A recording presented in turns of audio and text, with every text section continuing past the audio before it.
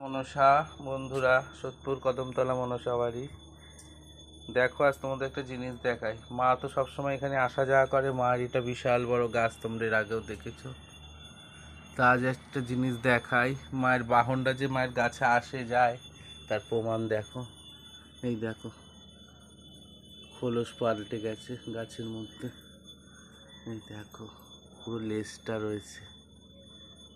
আমি এই দেখো খোলসটা, বুঝতে পারছো? খোলসটা মায়ের বাহনটা আসা যাওয়া করে।